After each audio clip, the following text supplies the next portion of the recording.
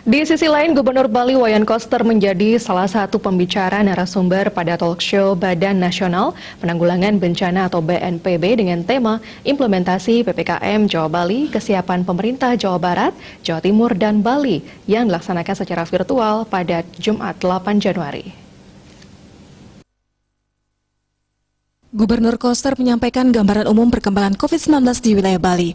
Ia mengungkapkan sejauh ini pengendalian penyebaran penyakit yang menyerang sistem pernafasan pada manusia ini berjalan cukup baik di Bali.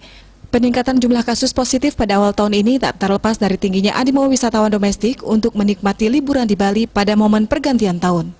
Aturan ketat yang diberlakukan di pintu masuk tak menyurutkan keinginan Wisdom menikmati akhir tahun di Bali. Selama periode 17 Desember 2020 hingga 5 Januari 2021, jumlah Wisdom yang berkunjung ke Bali mencapai 400.000 orang. Mengacu data kumulatif perkembangan COVID-19 di Bali, Gubernur Koster menyampaikan peningkatan jumlah kasus positif dan kematian tidak terlalu banyak. Rata-rata dalam satu minggu terjadi penambahan 30 kasus baru dan tingkat kematian rata-rata di bawah 5%. Ketersediaan ruang perawatan pada fasilitas kesehatan juga masih sangat cukup memadai.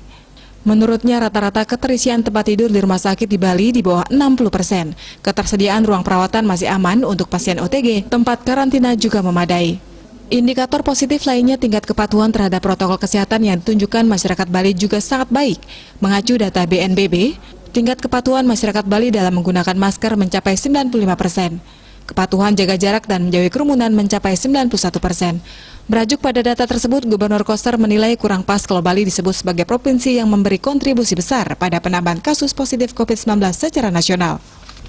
Secara nasional, Bali menempati peringkat 11 dalam jumlah kasus positif COVID-19. Meski demikian, pihaknya tetap berkomitmen melaksanakan instruksi Mendagri nomor 1 tahun 2021 dengan lebih menggencarkan lagi operasi justisi secara komprehensif dan melibatkan kabupaten kota yang didukung penuh oleh jajaran TNI Polri. Ia menegaskan saat ini kesehatan masyarakat masih menjadi prioritas utama dan mengajak masyarakat agar tetap disiplin dan patuh menerapkan protokol kesehatan untuk mencegah penularan COVID-19 serta tak mudah terpengaruh oleh isu yang berkembang di media sosial.